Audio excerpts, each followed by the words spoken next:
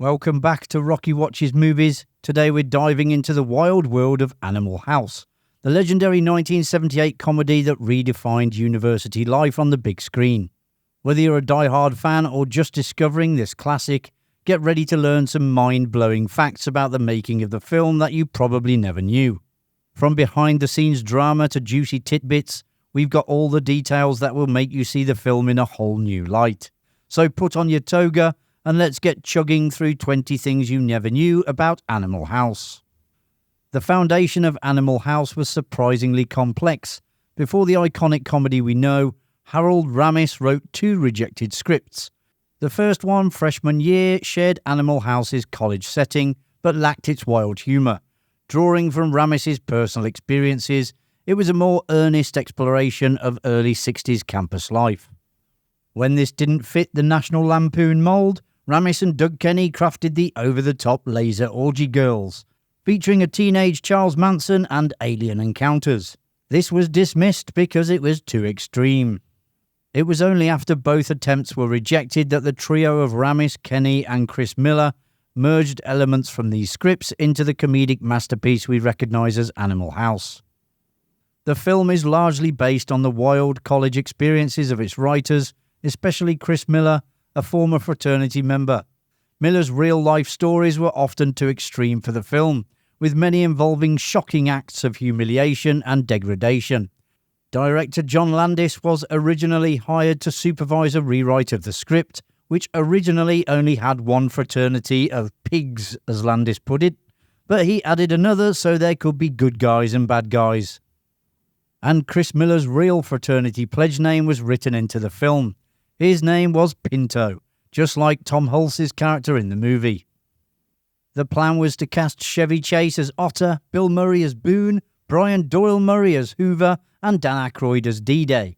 But Landis wanted to cast unknowns instead of an ensemble of famous comedians, as he was not interested in directing a Saturday Night Live movie, and he thought unknowns would be the better choice. John Belushi was the only known main actor, and the highest paid, earning just $40,000 for his role. The film served as a launchpad for 2 notable careers. Kevin Bacon made his acting debut, while John Belushi, known primarily for Saturday Night Live, showcased his comedic talents on the big screen for the first time. Balancing film and television commitments, Belushi filmed Animal House during the week and returned to New York for Saturday Night Live on weekends. Kevin Bacon wasn't even allowed to sit with the rest of the cast at the premiere.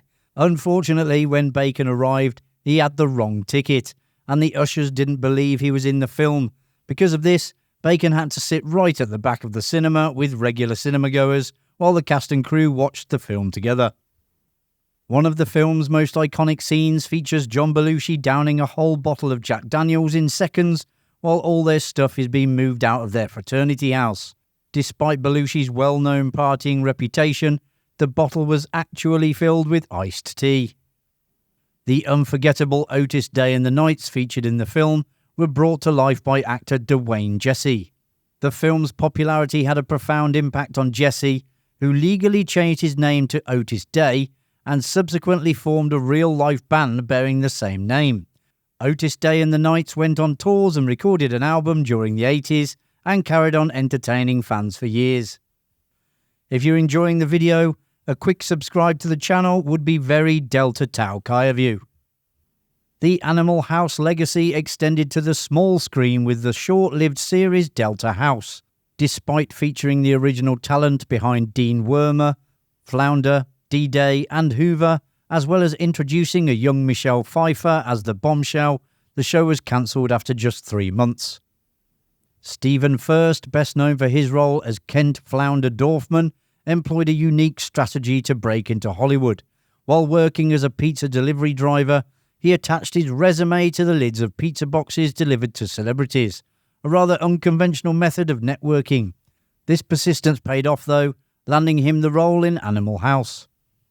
The cast went to a real fraternity party at the University of Oregon before they were going to begin shooting. Unfortunately, their presence was unwelcome. Tensions escalated when a cast member, James Widows, purposefully pushed a guy's beer into his face, sparking a brawl. The cast found themselves getting beaten up by the frat boys, with Bruce McGill getting a black eye and widows suffering a chipped tooth. Ironically, this real-life altercation served to strengthen the cast's camaraderie. One of the scenes almost didn't make the final cut. The sequence where the Deltas invade an African-American roadhouse faced significant studio pushback. Universal Pictures president Ned Tannen feared it could incite racial unrest across the country. However, John Landis managed to secure the scene's inclusion with the help of comedy legend Richard Pryor. After a private screening, Pryor assured Tannen that the scene was hilarious and wouldn't cause any issues, famously writing, "Ned, Animal House is effing funny, and white people are crazy, Richard." John Belushi's cafeteria scene was a masterclass in improvisation. Landis captured a raw, unfiltered performance as Belushi transformed into a ravenous, food-obsessed beast. The infamous "I'm a zit" line was another spur-of-the-moment comedic gem. Interestingly, Landis himself was initially slated for a cameo in this chaotic scene as a cafeteria worker trying to stop Bluto. But this footage was ultimately cut. The deleted scene would have seen Bluto physically overpower Landis, delivering the line, "You don't F with the Eagles unless you know how to fly." 2 out of the 3 screenwriters made appearances in the film.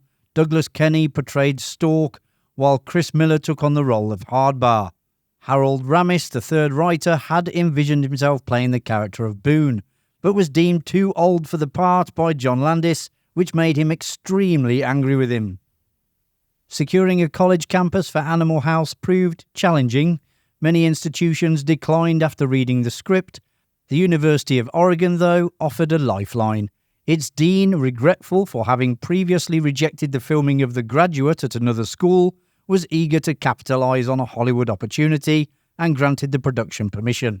He even let them shoot in his actual office with the horse. Produced on a modest budget of just $3 million, Animal House became a colossal box office hit, grossing over $141 million in its initial theatrical and home video release.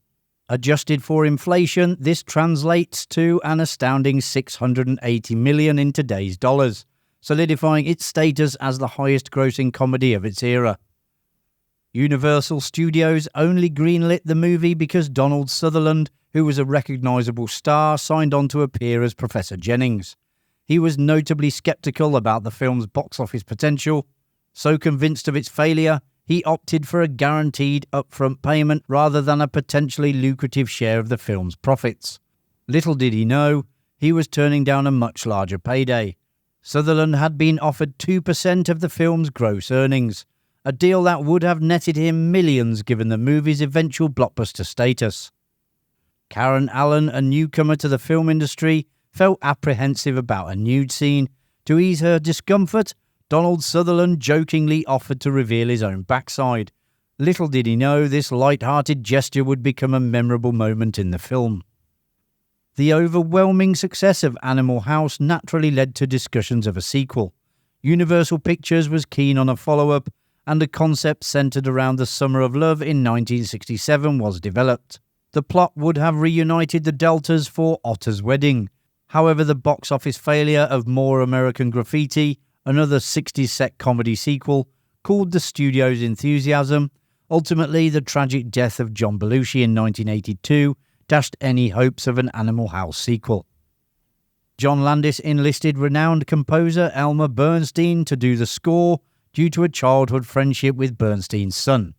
Known for epic scores like The Ten Commandments and dramatic works like To Kill a Mockingbird, the studio was initially doubtful, but was convinced when Landis instructed Bernstein to compose the score with the same dramatic flair he used for his serious films, creating a humorous juxtaposition between the music and the on-screen antics. And there you have it, folks. You now know a little bit more about Animal House. If you enjoyed the video, which I presume you did as you got this far, don't forget to hit that like button and subscribe so you don't miss any future videos coming to Rocky Watches Movies. Thanks for watching, and I'll see you in the next one. Bye for now.